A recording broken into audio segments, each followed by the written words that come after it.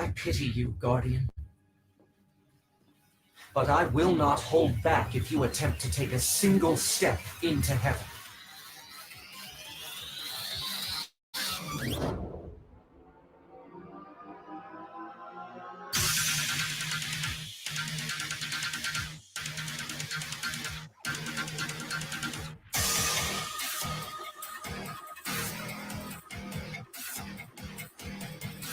You look good on TV, Mr. Doubleman, making sausages out of soft-con pigs. I think we're gonna work good together.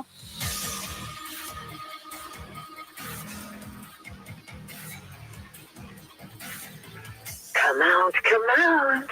It's rude to keep a girl waiting. Is it true? A pilot and a slave have risen against our Holy Father? You can still turn back, Joe. The calamities are not yet in full. You must have thought this slave unit would bring you power. But power is nothing without control. You're almost there, Guardian. One final ascent. End of the line, devil. You cannot comprehend what it is you are starting. A drop of water challenges the ocean.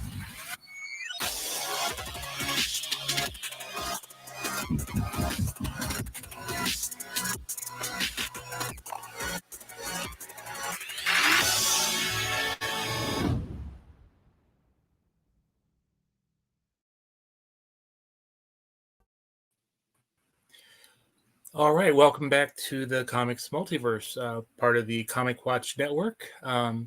Today, my guests are two comic book veterans from both who've worked with both Marvel and DC.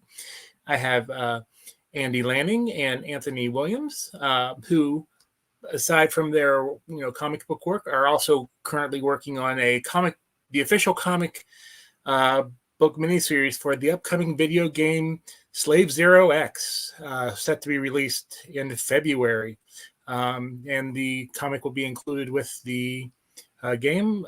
But let's talk to these two guys and find out about them, their comic career, and working on the game itself. Evening, guys. How's it going? Hey, Chad.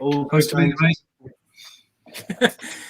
So, like I said, you guys are up and comers in the comic book industry.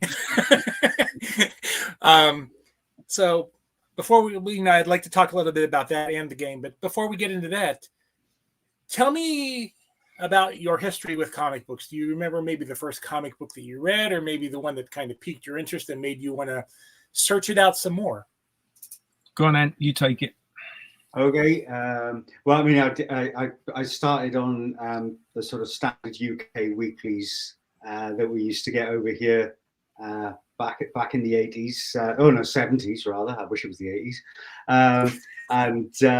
But then the terrible downhill slide for me was when Captain Britain #1 came out, the first superhero created for the UK market, and I picked that up along with my other weeklies, and I became a Marvel junkie almost overnight, and started picking up everything else that Marvel did, and to the detriment of the rest of my life for the next 40 years, all I've ever done is picked up comic books by the barrel load. So that's the beginnings for me. And I mean, I can just basically just go ditto, because it's like Ant and I are of an age. We're both the same age. We both grew up in the UK, where it's a slightly different, particularly in the 70s, different comic market to in the States. We have weekly comics over here. Like Ant, I read weekly comics. Things like the Beano and the Dandy, which were designed for kids. Those are funny comics. And then graduating to things like 2000 AD when that came out. I remember being very eager to get the first issue of 2000 AD, which I think actually the comic before that that really blew my mind was a comic called Action. It was called Action Comics, and it was a weekly comic for kids, but it had some of the most violent comic strips in it you could ever want to subject a sort of 13, 14-year-old, which I was at the time, to. In fact, the comic got yeah, it really, yeah, it got mentioned in Parliament, I think. At the time, outrage.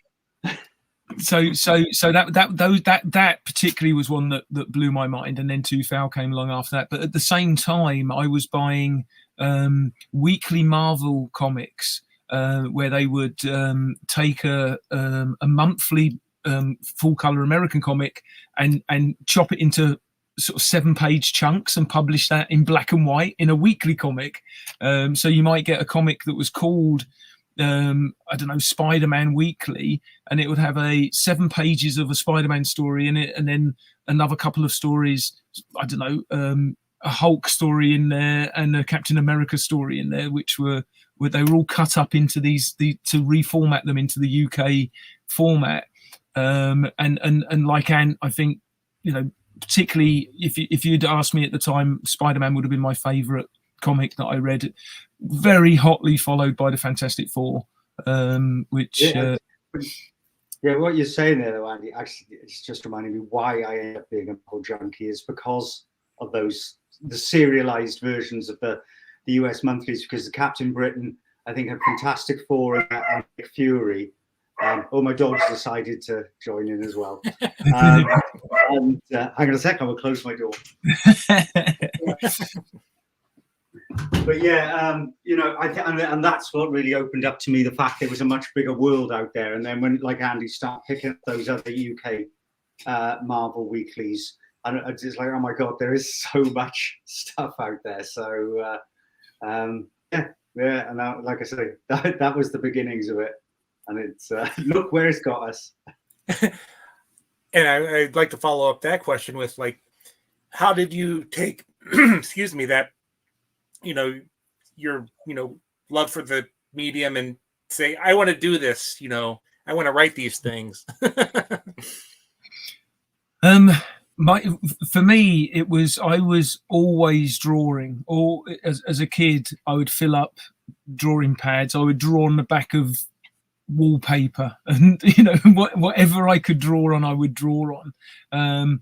They used to sell little really rubbish drawing pads with the worst paper you could possibly have on it. I'd fill up loads of them, and I would just be copying panels from the comics, from that wedge of comics we said we were getting. I'd be sitting and I would be watching the Spider-Man comic, Spider-Man cartoon series, and drawing it all, everything like that. And so pretty soon you realize from that there are different artists you like, and then you evolve into the fact that, you know, there are artists I like because of the way they draw, you know, like, and for me it would be like things like, you know, Spider-Man, John Romita Sr., and then Fantastic Four at that time, the stuff that was being reprinted was John Buscema stuff, and then his version of the Avengers. So I started like following artists, trying to find their work and gravitating to comics that those people had drawn, and then you discover, oh, and there are guys who write this stuff. So you know, slowly but surely all that gets put into your brain, where it's like, this is a job that you can do, you know, and so that was kind of like one of those, you know, eureka moments where you're like, wow, if I keep going with this, I could potentially do it myself. And I think you'll find most comic artists and writers just did their own stuff, and everyone's got you know, drawing books or, you know, comics that they wrote and drew for themselves back in the day when they were at school and stuff like that. And you just do that, and that's how you sort of like that's your first step on the road to becoming a professional, basically. Yeah, and I mean, this is going to be terrible. We're going to keep on saying yeah, and same for me. But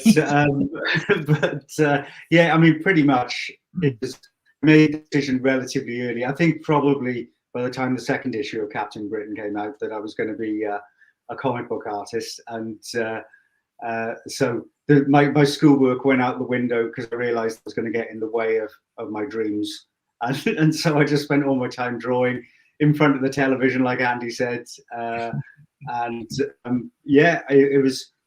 I mean, it was something that I was grimly determined to do, and I was an overnight success for about 10 years. But like I say, that last night I was successful.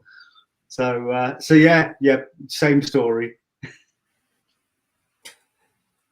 All right, so I definitely want to talk about both of your careers, but first let's talk about your work with the video game. Can you tell us about the story behind the video game, and how was it taking the video game and kind of adapting it to the comic book format?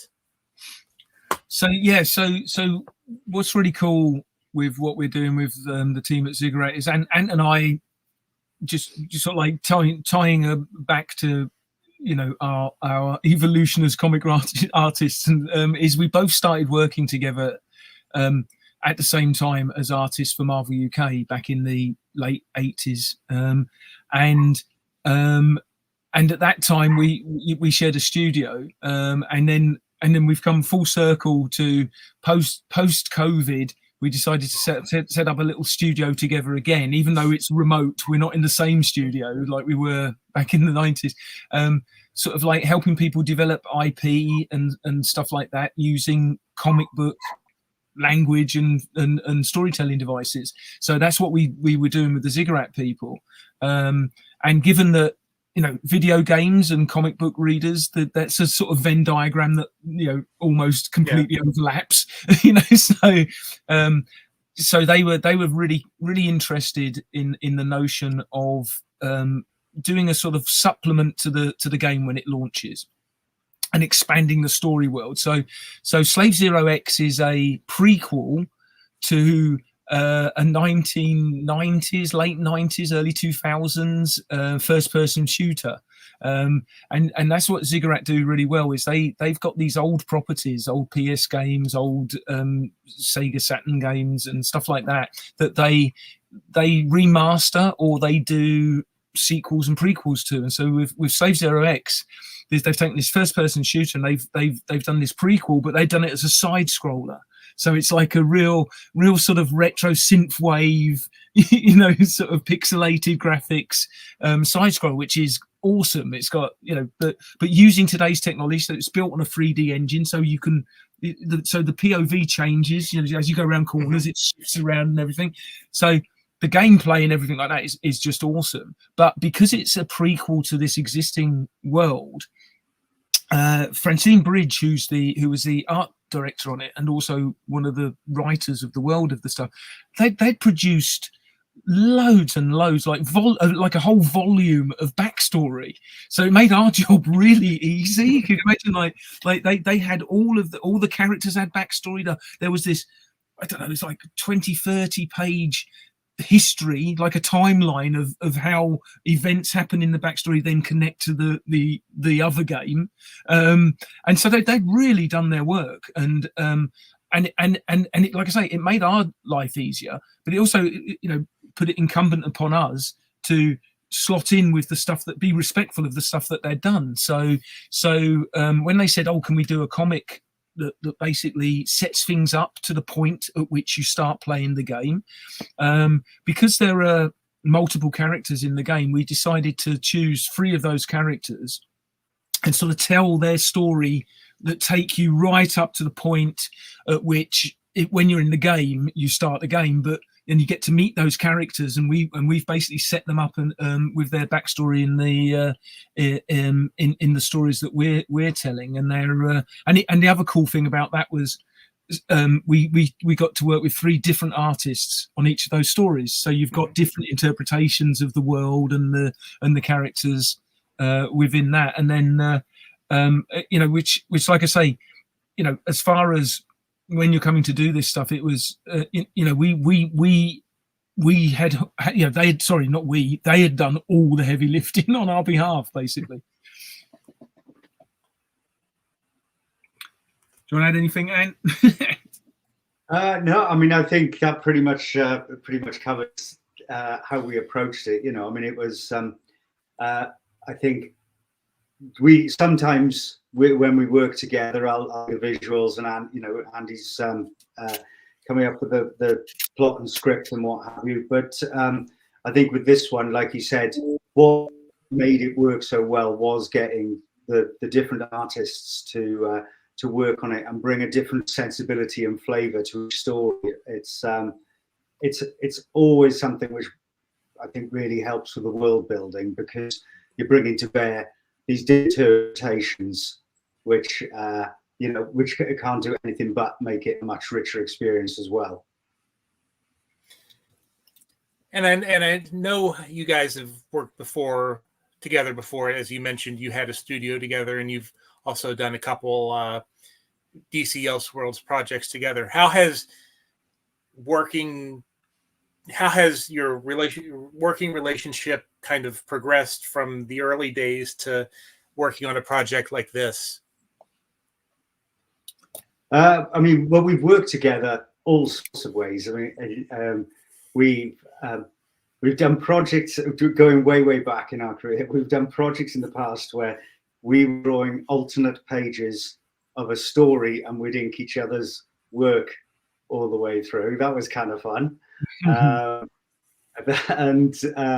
We've collaborated on a lot of artwork. So whether it be doing mainly with the Marvel and DC work, I was working as a penciler, and Andy was more often than not either writing what I was penciling, inking what I was penciling up, and quite often, like the Elseworlds stuff, doing a bit of, no, actually he didn't ink me on the Elseworlds, but doing double duty on a lot of work that we did together. So we've done that. And then when it comes to a lot of the storytelling, what we do now with something like Ziggurat, there's a lot of brainstorming that goes on at the beginning, a lot of ideas being thrown in by both of us, and a lot of ideas being thrown out by both of us as well. But Andy then, will drive forward with the story, and start to pull that together into something coherent, working closely with, and Andy can speak to this, but working very closely with Ziggurat and with the art director on that and the creative director on that to then develop the story out. Yeah, and I think with this one, because Ant didn't actually draw the stories, and more was like acting as a sort of art director on the setting the whole thing up in the first place, and all the production side of stuff. And just to make sure that I give a shout out to our awesome artists, is we had Anna Readman draw one of the stories. She's a fantastic new artist over here in the UK. Andy MacDonald, who I met at the Motor City Con. He's my table mate on the Motor City Con, and I was determined from seeing him and seeing his stuff, and we got on really well. Was to find a project that we could work on, and so he drew one of the other stories, and then the other artist was a guy called Clark Bint, another UK artist who's currently drawing the Rebel Moon. Yeah, the adaptation of Rebel Moon, the Zack Snyder movie. So yeah, it's really interesting because like Ant said, our relationship over the years has been me writing with Ant, me inking with Ant, me drawing with Ant, and then physically sharing a studio.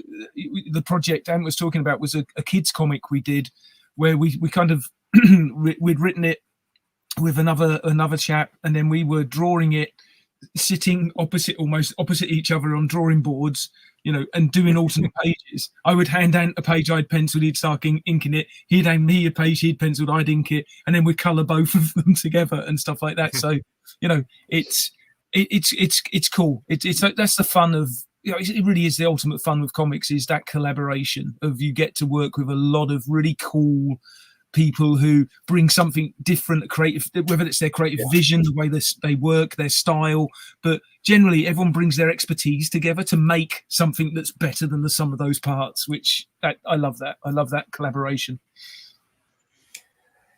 And I know your work with Marvel and DC, like Andy, you created helped co-create one of my favorite characters, who I think is very underused, Resurrection Man. And I know Anthony also had help in designing Fate, which I believe is from around the 0 hour. That's right. Yeah. I drew Fate, and before Andy starts talking about Resurrection Man, I did draw an issue as well. But how? Yes, you did. You did an issue of Resurrection Man, didn't you? I blanked that. Yeah, you did. You tried to forget about it, obviously. Well, I think we need more Resurrection Man, but that's just me. But I've got a lot of good vibes with Resurrection Man. That first series particularly, absolutely loved it. And funny enough, just to the Dr. Fate stuff, which was at that point was Fate rather than Dr. Fate, because it was the whole new reincarnation of him. Was a lot of that was due to Archie Goodwin. Who and I had met at Marvel UK. I'd worked with him in Epic Comics, and then when Epic Comics did a Clive Barker universe, the Barkerverse line of comics, Ant and I had worked on one of those together. So when Fate started up, I believe the original artist, who's a great guy, Tom Tenney, I think he dropped out for some reason. I can't remember why at the time, but it had to drop out. And Archie basically said, I was on a phone call with him on a Friday night about half 10 over in the UK. And he's like, we haven't got an artist, and we really need to figure this out.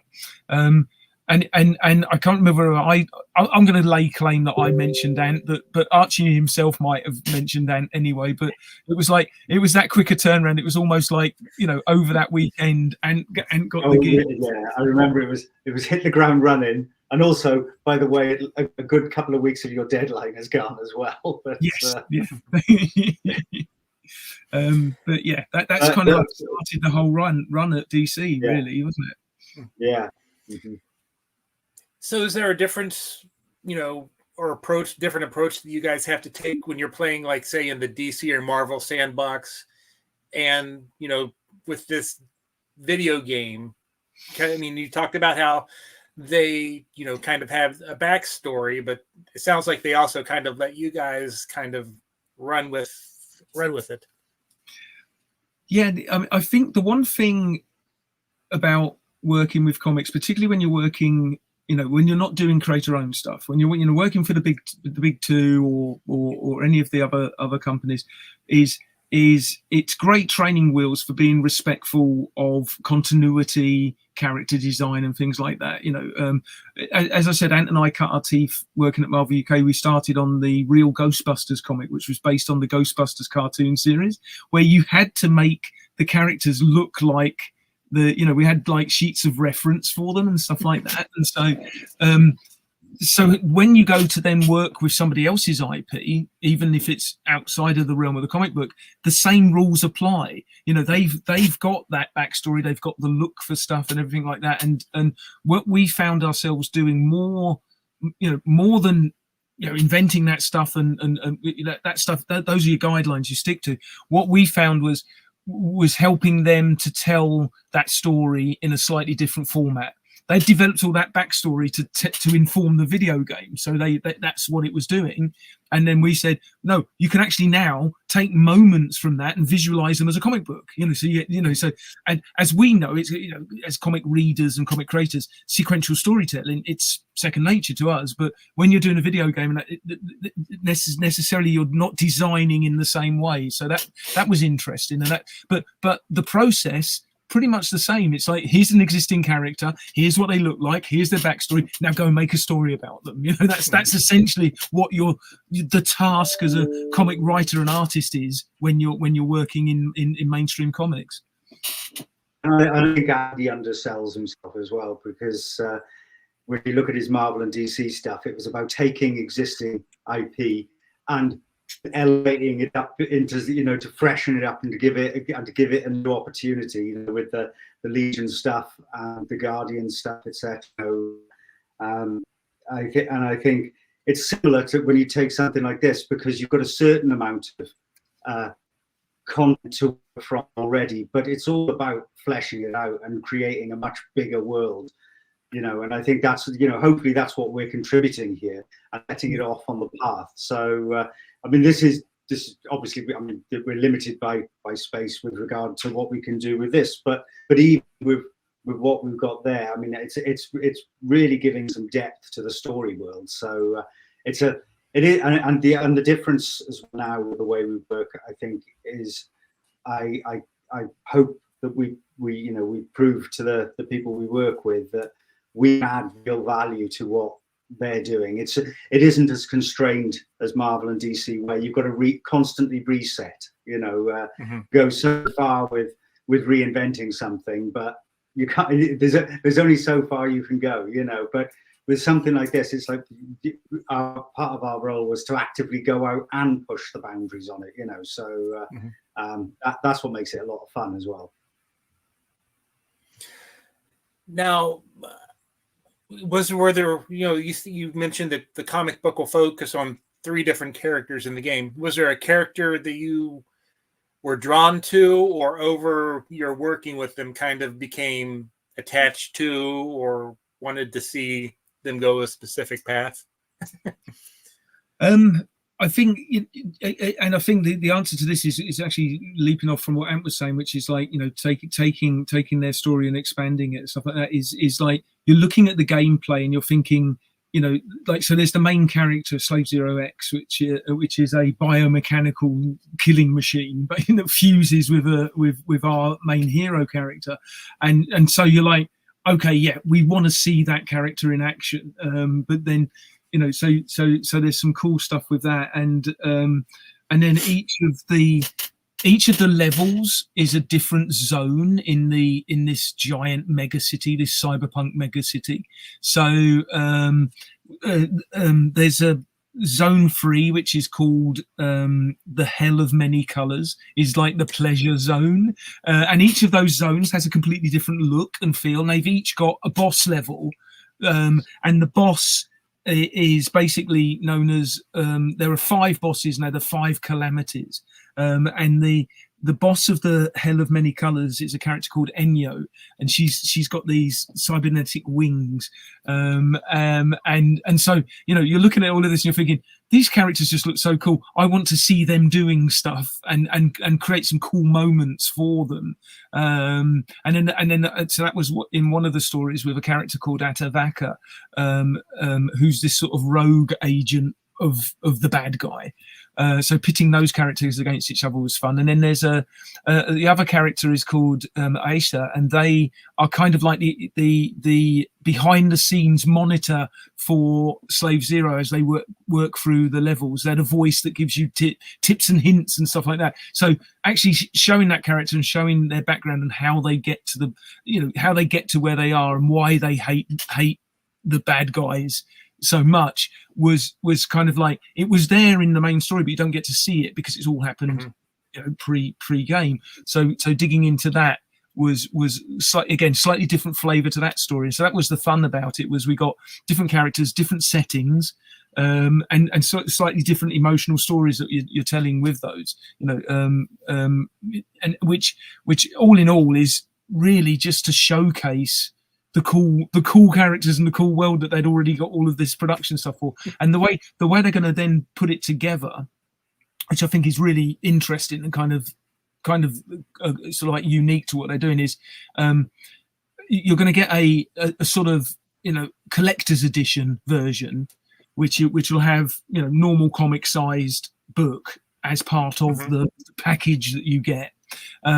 And that will have the stories in it that we've done, but it'll also have a lot of production artwork as well. So it's part art book, part storybook. So you'll get to see all the stuff that you never normally get to see, which are all, and by God, they've done a lot of beautiful character work and design work. So with that one, you get this really, high-end premium art book that goes with it.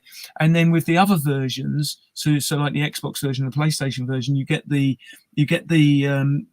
rule book, the game booklet that goes inside the cartridge case, and we've reformatted the stories so that they fit into that format as well. So you've got another version of it where you can read them in that slightly smaller version, where and likewise they've put a load of production artwork in that as well. So it's like they, you know, it was an interesting challenge, that production wise, but they've kind of like, you know, it's like they're giving both ends of the spectrum a chance to dig into that extra stuff that we've created. Nice. So, and I don't want to keep you guys any much longer, but is there anything that maybe, you know, that we haven't talked about that you want to make sure that people know about the comic book, you know, or the game itself, or any, you know, what you guys have been doing for them for this? I mean, I think you know, we pretty much covered everything here. It's just, except for the fact that I think we're both very proud of what we've done for this. It was a fantastic, Andy said already, it was a fantastic playground anyway, you know, so to be able to add something to it, and it's because it's all one package as well. You get the comics, you get the game, you get the art book, you get everything in, you know, all packaged together. I think that's pretty cool as well. You know, it's not like you're going out looking for extra material here. It's all provided to you straight off. And I think, you know, it's almost like a little bit of a throwback of how things used to get promoted as well, you know, which kind of fits that whole retro vibe of the game. But yeah, I mean, mainly just to say it's, you know, fantastic people to work with. I think, you know, the game is fantastic, and it's just, you know, it was a pleasure working on it. I think the only thing I would add is that, like you said, the game comes out at the end of February, but you can play a demo of it on Steam at the moment, so it's in the Steam store too. So if anyone wants to go check it out, and you know, I'm a huge fan of those side-scrolling beat 'em up games anyway, and so just purely the game itself is just cool and fun and visceral, with lots of over-the-top sound effects and that telltale synthwave sound effect, you know, sort of music going through the whole thing. Love it. It's so did you guys get to play the game before you kind of got into the process of making the book? Got to have a look at the demo, and a lot of video footage of recorded sessions, because we were doing it whilst they were still, because they keep tinkering with the game right up to the very last moment. So like I say, got to dig into the demo level at least, which is kind of like the first intro training room stuff that you get to do in the first level, which definitely teases the possibilities, and knowing, having not only read the script but seen designs and video shots of the later levels, it's like, yeah, you've definitely got to do the training first. It gets really ferocious later on. I'll definitely have to check that out. Yeah. These days, my video gaming is strictly Minecraft, but that's only because I have to help my 7-year-old who wanted to play Minecraft and couldn't figure it out. So guess who had to play Minecraft? Well, the thing is, though, at least the sensibility of the graphics is about the same, though, isn't it? So it's that stuff. Yeah, definitely. The other cool thing with those side scrollers is it's almost like you can jump into it and out of it, because you can clear a level and then just pause the game and read, you know, because they all have those save points along the way. As long as you can reach a save point, you can play for sort of like 15-20 minute chunks of it. So it's almost designed for a dad with a 7-year-old, put it that way. So, you know, before I close out, are you guys, and I'm always looking for things to read. Are you reading anything currently that you would recommend that, you know, maybe people check out? It can be anything. It can be a regular book, it can be a comic, it can be an instruction manual. I don't know. Personally, I'm reading two things. One is, and I've gone back to, I've got all the collecteds lined up, which is Moonshine, which is the Azzarello Rizzo book, which I'm absolutely loving. And the other one, Andy, goddamn him, he's now got me hooked on Manhattan Projects as well. I've just finished the first one of that and ordered the second one because that is the most batshit crazy thing that I have read in a long time. So yeah, those are the two that I've currently got my head buried into. Yeah, Manhattan Projects is just outstandingly brilliant stuff. I'm gonna promote the ones I'm reading because I've got them right next to me, and this is absolutely marvelous. I don't know if you've seen that. J.H. Williams' Echolands is just a thing of beauty and a wonderful read. And I didn't read this back in the day. But I've started watching a Netflix series of Bodies, which was based on the Cy Spencer Vertigo series, which is just wonderful. The Netflix series is brilliant, and the comic is brilliant, and Cy's a great loss to us all, unfortunately. But that's my current reading list. I'm just and do you have what's on the pile?